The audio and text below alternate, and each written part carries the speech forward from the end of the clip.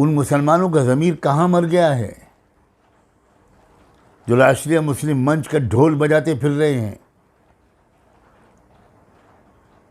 और जो बीजेपी की तारीफ़ करते हैं और मुसलमानों को आरएसएस से और बीजेपी से जोड़ने की कोशिश कर रहे हैं।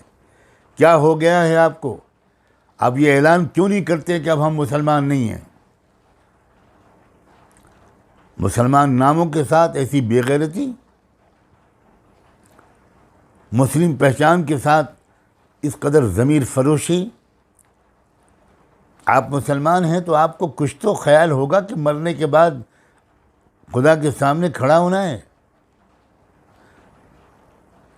मैं तो नहीं मान सकता कि जिसको मालूम हो कि मरने के बाद खुदा के सामने खड़ा होना है वो बीजेपी और आरएसएस जैसी पार्टियों और जैसे संगठनों का साथ देगा, और वो भी इस शर्मनाक वाक़ई के बाद।